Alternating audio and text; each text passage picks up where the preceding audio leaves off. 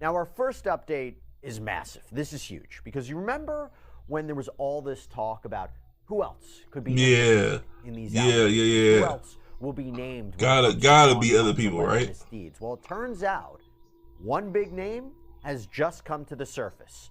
Jay-Z, Sean Carter. That's right. The rapper and entrepreneur has just been identified as that unnamed celebrity in a lawsuit that we covered right here on Sidebar a few weeks ago. Actually, he has just been named as a defendant now in that lawsuit. You might recall there was this lawsuit that was filed against Sean Combs back in October. Okay. Where an unnamed Jane Doe alleges that back on September 7th, 2000, when she was just 13 years old, she was taken to a Video Music Awards, VMA's after party, which was 20 minutes away from the event in New York. Okay. And at this party, she claims that she took a drink, she started feeling woozy, lightheaded. She makes the claim that she may have been drugged, and then she tries to find a place to lie down in what she thought was an empty bedroom. She said that is when Sean Combs, along with a male and female celebrity, entered the room. And Combs allegedly grabbed her and said, "You are ready to party." As a hip-hop fan since I was about 8 years old all the way up to 36 years old, this absolutely the fucking disgusts me. Jay-Z accused of raping teen at P. Diddy party. Like, most people think they want to be famous. Most people think they want to be rich. I don't see the problem with being rich, but you get involved with some people in this fame and Hollywood and all these things. There's some crazy stuff that seems to go down. I want to know what's going on. I don't care if I'm a Jay-Z fan. If this dude actually did this, he needs to be held accountable. We have quite the updates for you in the Sean Combs story. Jay-Z has just been named in a lawsuit as the previously unidentified celebrity who allegedly raped a 13-year-old girl. Also, the ex-wife of an NHL player has been revealed as another Combs accuser, and the back and forth between prosecutors and Combs lawyers continues. We're going to break it all down for you right now. Welcome to Sidebar, presented by Law and Crime. Jesse Weber. All right, Jesse Weber, hit me with the facts, I'll be baby. the first to tell you, it can be hard to keep track of all of the updates that are happening in the Sean Diddy Combs legal system. I imagine so. A lot of moving parts. A lot of Hollywood weirdos. Especially recently. So what we figured we would do is compile a list of some of the major developments that are happening in this story. And remember, this all comes as Sean Combs sits in the Metropolitan Detention Center out in Brooklyn, New York, after being denied bail a third time as he awaits trial next year on sex trafficking, racketeering, and prostitution charges. The man accused... Let me know if y'all want to react to the trial. ...for years, where he allegedly abused, threatened, and coerced women to fulfill his sexual desires and operated a criminal enterprise engaged in all sorts of illicit activity. Prosecutors say that includes sex trafficking, kidnapping, arson, forced labor, obstruction. Hold on, y'all. Let me put y'all on game for a minute. Now, if you in the passive income, making money by doing the bare minimum, you need to download Bitcoin mining, and here's why. Bitcoin mining is an app on your phone that does exactly what it says. It mines Bitcoin for you, right? And you can take whatever you mine off the app and put it in your actual Bitcoin wallet and convert it to cash. For example, I started with $0 on the app the first day, but I got up to 9 cents, right?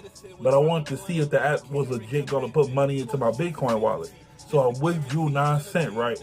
And I waited for a minute to see if it would actually deposit in my Bitcoin wallet. And wouldn't you know, it put 9 cents into my Bitcoin wallet.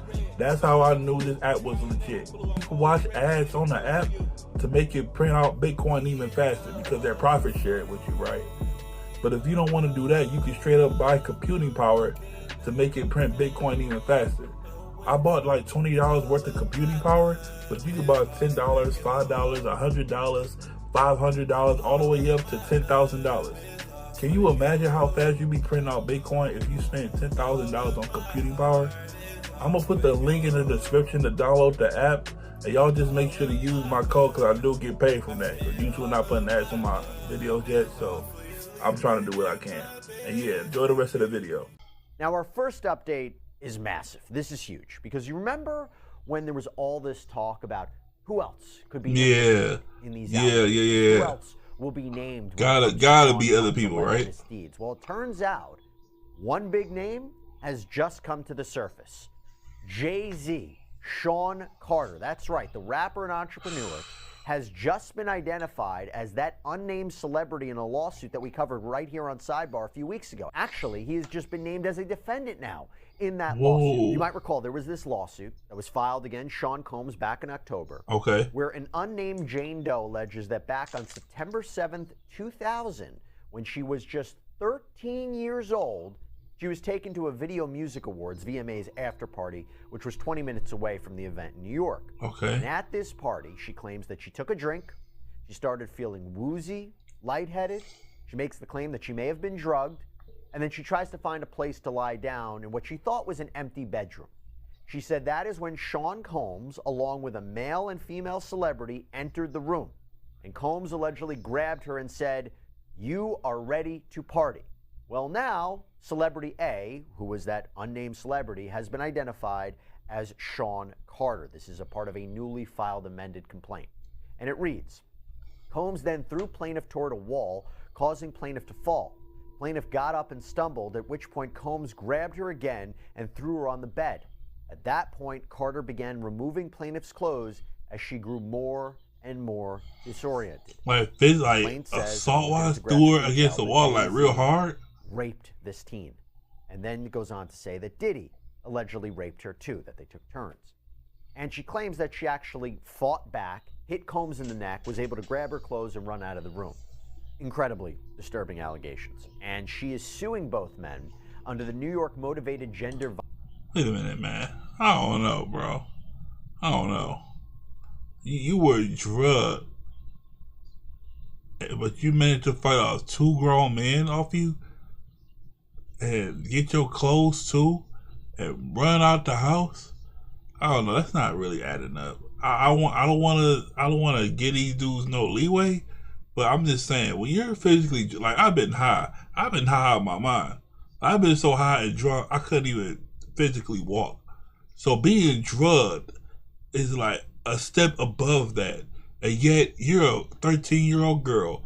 You're able to fight off 2 grown men off of you, manage to get your clothes. Somehow you know where you're at to be able to figure out where you're going to get out of the house, in the mansion somewhere or something. I don't know, just not adding up to me, but we gonna listen some more. Violence Protection Act, which is a law that has been used by other accusers against Sean. Damn, that haircut is fucked up. For someone to sue against their attacker who commits some sort of violent act upon them. It doesn't have to be sexual per se, but it has to be motivated by their gender, and it allows somebody to sue until February 2025. So even older claims, say something from 2000, can be brought forth now. Actually, here's what it says in the complaint. The requirement that the crime of violence be committed because of gender or on the basis of gender and due at least in part to an animus based on the victim's gender is satisfied because defendants Combs and Carter forced minor plaintiff to engage in a sexual interaction without consent. Jane Doe could not effectively consent because of her age. The non-consensual sexual touching of a minor herein presented a serious risk of physical injury and in fact caused such injury. Gender animus inheres when consent is absent. Hey, before we go any further, I want to quickly thank our sponsor, Upside, for helping get out of here. On Combs episode. I don't want your sponsor. Right into your all the steps on the restaurant, QR code on every gallon. State or allege that Carter, Jay-Z, is not only allegedly a player in this incident, but that he could be included in other situations. Because at the very beginning of the complaint, it reads, Combs has been allowed for years to conduct himself in this manner without any consequences. I can believe that. He believes he is above the law. He is not. His close friend Sean Carter has been with Combs during many such instances described herein. Both perpetrators must face justice. And the lawsuit also doubles down on how close Combs and Carter are. Because at one point it reads, the two are apparently so close that Combs stated in 2023 that Carter is the only person other than Combs' mother who is allowed to call him by his legal first name of Sean. Your name is Sean, bitch. This whole lawsuit. I can't call you Sean because I'm not Jay-Z or your mom. This lawsuit was filed by Tony Busby. This is that Texas attorney. And they probably did that shit. They probably did that shit. I ain't gonna lie. And he indicated in the past that he would name names. And there was reporting, particularly by TMZ, that high-profile people had reached out to him to settle claims so that they wouldn't be listed in lawsuits. They wouldn't be named in lawsuits. Well, with that in mind, take a listen to what Jay-Z had to say, because he released a statement after the filing of this lawsuit. And it reads in part, quote, "My lawyer received a blackmail attempt called a demand letter from a lawyer named Tony Busby. What he had calculated was the nature of these allegations and the public scrutiny would make me want to settle. No, sir, it had the opposite effect. It made me want to expose you for the fraud you are in a very public fashion. So no, I will not give you one red penny. These allegations are so heinous in nature that I implore you to file a criminal complaint, not a civil one. Whomever would commit such a crime against a minor should be locked away. Would you not agree? These alleged victims would deserve real justice if that were the case." That is true. This lawyer, who I've done a bit of research on, seems to have a pattern of these types of theatrics. That's true. That is true. Like, if he actually did this, why are you trying to get them to settle? You just want money, bro. And you want to involve yourself in this case because you know these guys are billionaires. And you just want them to settle so you can get some money off of them. But if these crimes are, like the letter said, they so heinous in nature that anybody that commits them should be locked up. And anybody should agree with that. Otherwise, you just letting a very powerful man out into the streets who can do this again. So I agree with that. I agree with that. He goes on to say, "My only heartbreak is for my family.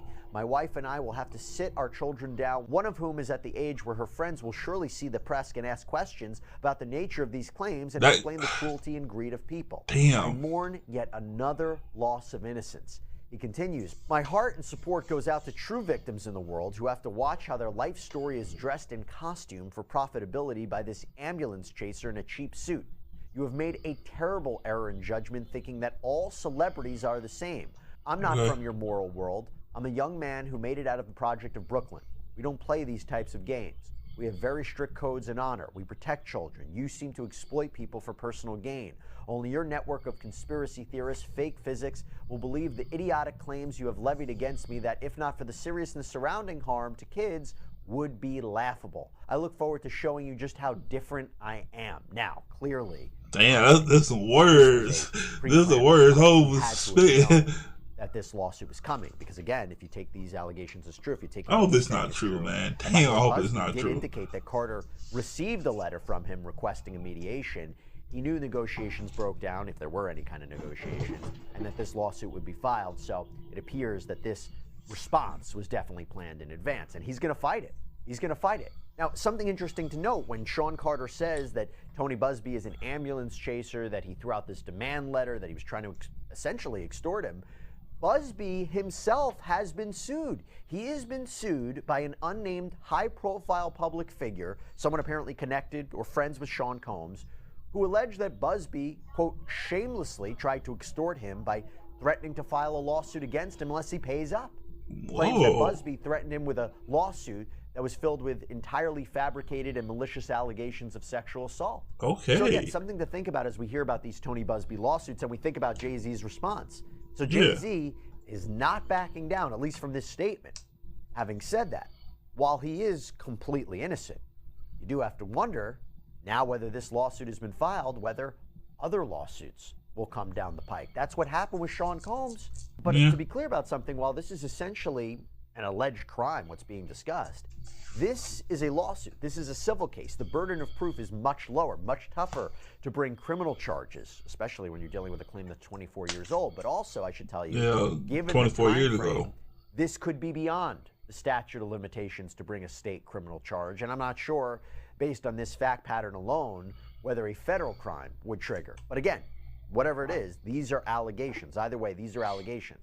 By the way, in response to Jay-Z, Tony Busby just posted something on X, formerly Twitter, that is very interesting, and it makes you wonder if whether or not Jay-Z is that unnamed plaintiff, because he writes, regarding the Jay-Z case and his efforts to silence my clients, Mr. Carter previously denied being the one who sued me and my firm. He filed his frivolous case under a pseudonym. What he fails to say in his recent statement is my firm sent his lawyer a demand letter on behalf of an alleged victim, and that victim never demanded a penny from him. Instead, she only sought a confidential mediation.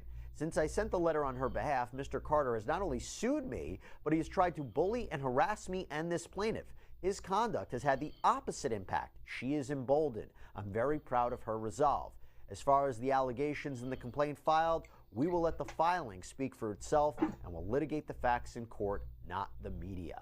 Now, we are going to monitor what happens with this Jay-Z situation. But as I said, that is not the only update we have to discuss, especially in terms of identities being revealed. Why? Because we have learned the identity of one of the Jane Does who sued Sean Combs. This was back in December 2023. This was one of the initial lawsuits. I think it was the 5th lawsuit that Sean Combs had faced.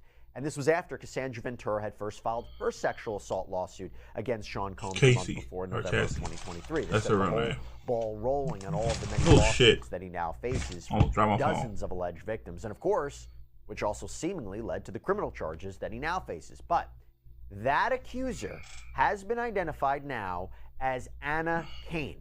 Anna Kane is the ex-wife of NHL star Evander Kane from the Edmonton Oilers. And she just filed an amended complaint where she is now named as the plaintiff. And let's remember what she's accusing Sean Combs of. In her lawsuit, originally filed on December 6, 2023, she claims that 20 years earlier, back in 2003, when she was only 17 years old, in the 11th grade, she claims she was sex trafficked and gang raped by Sean Combs, Harvey Pierre, this is the president of Bad Boy Entertainment Holdings, and an unidentified third assailant. And more specifically, she alleges that she met Pierre and this third person at a lounge in Detroit, Michigan. Pierre, she says, smoked crack cocaine and then forced her to perform oral sex on him. Later on, she alleges that he convinced her to accompany him by private jet to New Jersey, where they all go to Sean Combs' recording studio. And from there, she claims she was plied with drugs and alcohol, was incredibly inebriated, and as I mentioned, was gang raped by all 3 men. And this included while she allegedly said, stop. And by the way, in the complaint, there were even photos that were embedded, and it was of this woman with a blurred out face. Now it seems to be that was Kane, and she's in this recording studio. In fact, in one photo, she is with Sean Combs, sitting on his lap. Now, why was she revealed? The simple answer, the judge overseeing this case forced her to reveal her identity. Force? What do you mean force? U.S. District Court Judge Jessica G.L. Clark ruled that Kane couldn't proceed with this case anonymously anymore.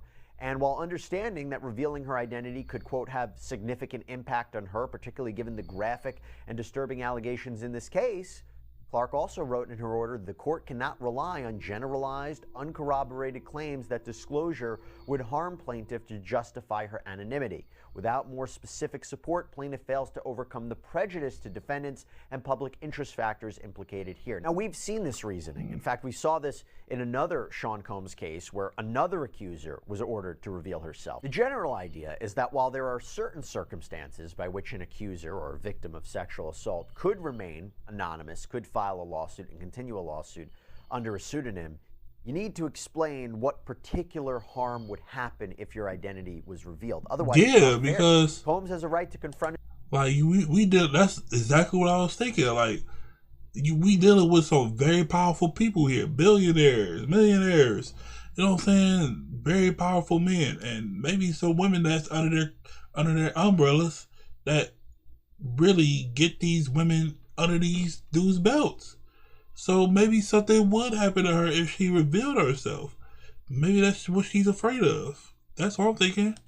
His accuser to research that person, especially since the accuser has chosen to file the lawsuit. That person has put their own credibility into issue. Combs has a right to challenge that. And it's different than a criminal case where victims or alleged victims are prosecution witnesses and they don't necessarily want to testify per se or choose to testify per se. This was her case. She sued him. In other words, then if that wasn't the case, any sexual assault accuser could sue someone anonymously. And is that necessarily fair? Now, what is significant about this is that Combs apparently put the pressure on Kane to reveal herself. And of course, that could have resulted in Kane dropping the suit, right? If the accuser doesn't want to tell the world who they are, this is very, very sensitive details, they may just drop the lawsuit if they can't remain anonymous. But she seems to be moving forward nonetheless. In fact, her attorney, Doug Wigdor, shared a statement from her to TMZ saying, I had hoped to use a pseudonym in pursuing justice for what happened to me as a teenager. Defendants demand that I use my name was an attempt to intimidate me, but I am not intimidated. I am prepared to proceed and hold accountable those who have harmed me. And by the way, talking about Kane having to reveal herself, You have to wonder if in the other lawsuits where there are other Jane Does, including the one now against Jay-Z, if that plaintiff is forced to reveal her identity, will she continue that lawsuit against Jay-Z and Sean Combs? We'll see.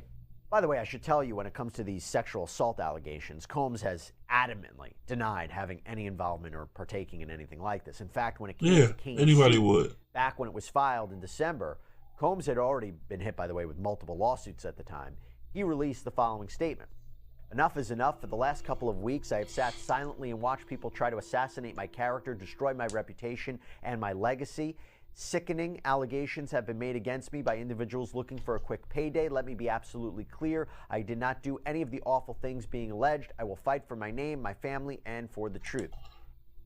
That is the letter that he put out on Instagram, on social media, right before the video of him beating up Cassie. He released a video. I think he released a video with that too, along with that letter. So, I understand, like, some people may say, well, he's got into it with his liquor company. He was going to sue them, and so they trying to frame him and all that stuff. Like, I understand that part, the liquor company trying to frame him and stuff like that. But you on video beating up a female, bro. Like, so what? Like, and you've been in the game since the 90s, bro. So what else have you been doing, dog? Like, we need this shit to come forward because, like, some people actually worship these celebrities and people like that, man. Like, I ain't gonna lie, when I was younger, I thought these dudes were excellent beings, bro. I thought these guys was the shit, man. But you get older and you become wiser and things, and everybody got secrets, dog. Like, you on video beating up a female, so what else have you been doing? And Pierre also released a statement adamantly denying the accusation, saying this is a tale of fiction. I have never participated in, witnessed, nor heard of anything like this ever. These disgusting allegations are false and a desperate attempt for financial gain. I will vigorously protect my reputation and defend my name. Those who know me recognize that these claims are not true. By the way, before we move on, one more update with respect to Ms. Cain's lawsuit. The claims against the corporate defendants in this lawsuit, like Bad Boy Entertainment Holdings and Daddy's House Recordings, they were dismissed. Now, I'm not going to bog you down with the legal reasoning behind it, just to say that a change in the law that was being used to hold the companies liable for what Combs allegedly did couldn't be retroactively applied. So that's a loss for Cain, because in lawsuits, the corporate defendants, they're the ones that have the deep pockets, right? They have the significant money, although we're talking about Sean Combs here. But otherwise, her lawsuit proceeds, and there will be a hearing on January 9th, 2025, so we'll see what happens next. But now, moving on to some more updates. More back and forth between prosecutors in Combs' criminal case and his lawyers, something we have to talk about. And one issue involves a suppression hearing, meaning a hearing where Combs' defense counsel will try to have evidence not allowed into his criminal trial. Now, in a December 4th filing with the court, the defense brings up once again that issue that we had talked about before on Sidebar, where these writings, these papers from Sean Combs' detention unit at the MDC were photographed by a Bureau of Prisons investigator during a sweep for contraband at the facility. Combs' lawyers had argued that potentially attorney-client and work product privilege materials were photographed and they were shared with the prosecution, and that this is a big no-no. And they also alleged that the government was improperly monitoring Sean Combs' jail calls with families and his attorneys. And also, by the way, you remember that Judge Arun Subramanian denied Combs bail for allegedly violating the BOP rules by engaging in three-way phone calls and using other inmates' phone access codes. Prosecutors had alleged that he did this to try to improperly reach out to witnesses and taint a future jury pool, but Subramanian denied Sean Combs bail. But anyway, Sean Combs' lawyers write in this December 4th filing, they write, the government exploited Mr. Combs' detention by engaging in unfair and unconstitutional tactics that have interfered with his ability to work with his attorneys and make it impossible for his attorneys to provide effective assistance of counsel. Well, that's not they fair. Write, this disturbing conduct is a blatant violation of Mr. Combs' rights. Yeah, I would agree. Prosecutors say the search was motivated by security concerns at MDC, but that is a false pretext. The purported purpose of the BOP sweep was to search for contraband, but since when is prison contraband photographed and left in place? If it were contraband, it would have been seized. That is not what Investigator 1 did here, leading to the inescapable conclusion that this was an intentional, targeted an illegal search to discover any information that could give the prosecutors a leg up against Mr. Combs, including his handwritten privilege notes, a roadmap to his defense. So they're basically saying this sweep didn't have anything to do with just, a pre-planned look at all contraband. This was specifically targeted at Sean Combs. That's what the argument seems to be. Yeah, that's what, yeah. And they continue. The prosecutors knowingly, intentionally, and secretly took possession of the notes and then used them against Mr. Combs. They took the notes without following the agreed-upon filter team procedure that is supposed to ensure that the case team is not tainted by access to privileged information. By the way, a filter team is this independent examiners who look through material and take out anything that might be privileged.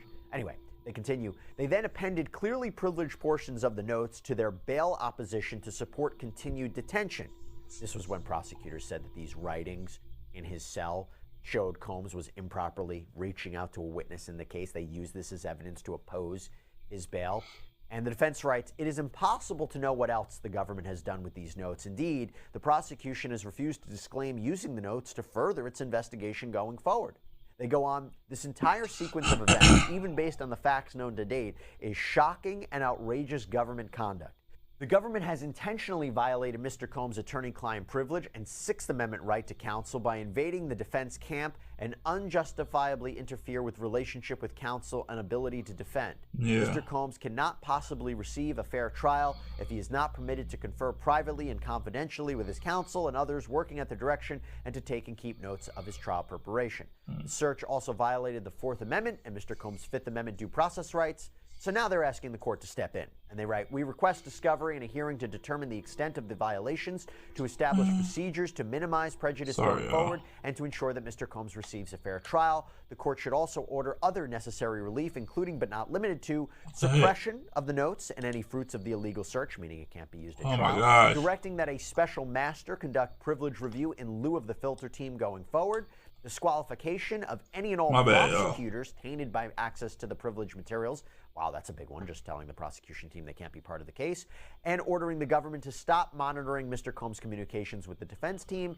And depending on the evidence adduced at the hearing, dismissal of the indictment, meaning their conduct was so bad, this indictment should be thrown out. This whole criminal case should be thrown out. Now, I should tell you that Judge Subramanian has already heard some of these arguments in a prior hearing, and actually, he instructed the prosecutors to destroy the copies of Sean Combs' notes they had in their possession. I will say, though, it wasn't like it was all pro-defense. He wasn't too happy with the defense either, because he said that they weren't entirely accurate with him about what was and wasn't labeled legal in Sean Combs' unit. Now, that is not the only recent back and forth between prosecutors and the defense. Another update revolves around Combs' use of a laptop. You see, given the sheer amount of evidence and material in this case for Sean Combs to review, and by the way, he has a constitutional right to prepare for his defense, prosecutors arranged for a laptop to be provided to him at the MDC. However, there were certain parameters that prosecutors put forward in terms of where he could view the materials and when he could view them. For instance, they said he couldn't view the materials in his own unit while in the presence of other inmates because they say there is sealed information on that laptop, and that includes the names of alleged victims and witnesses. This is a security and privacy risk. So the prosecutors offered that he'll only be provided with the laptop in the unit's video teleconference room during select times when legal staff is available and when that room is not otherwise being used during other inmates' legal calls, or he'll only be provided with the laptop in the legal visiting room between the hours of 8 a.m. and 3:30 p.m., but not both. He can't have both options. Now, Sean Combs' lawyers objected to this. They said that he is being selectively treated unfairly from other inmates, that given these limited amounts of times, he's going to have to choose between either reviewing the laptop and visiting with his attorneys. They say this situation is untenable. And that there's not this security risk that prosecutors claim because there's no reason to believe Sean Combs would share these sensitive materials with other inmates. And also there's this whole back and forth about whether Combs could use the laptop to take notes too. Defense says he has a right to take legal notes on the laptop. Prosecutors say no, that goes beyond what's allowed with the laptop.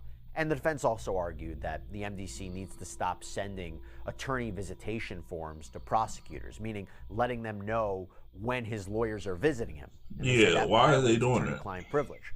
Prosecutors countered. They said, no, it doesn't. The fact that he met with his attorneys, that's not privileged information. And by the way, We have a right to know, considering Sean Combs is the one who really made it an issue of how often he meets with his lawyers while at the MDC.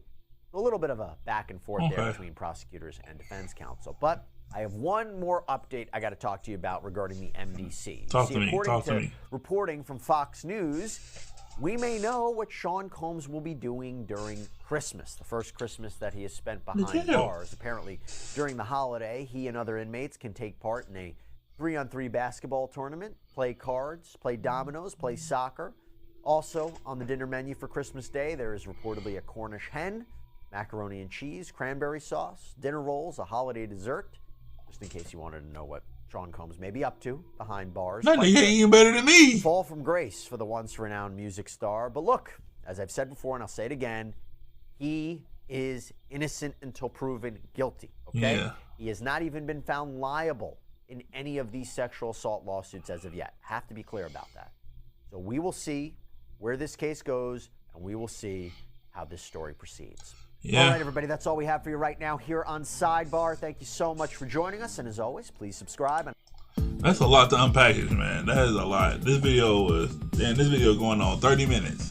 This is a lot to unpackage. Jay-Z and this girl that was with the NHL star and this girl that got raped at the year 2000 that was 13, drugged, all this stuff. We don't know what's gonna happen, man, but I'm just hoping that Jay-Z is innocent, although I'm not really hopeful because I know how weird these Hollywood people can get, you know what I'm saying? I know Jay-Z from the hood and all that stuff, but still, he's been engaged with these people in the high society for a long time, so he might have picked up their ways, but yet, I'm just hoping that he's innocent, but I'm not really hopeful. But if you enjoyed this video, consider subscribing. Please like the video. Yeah, I'll be around next time. Peace.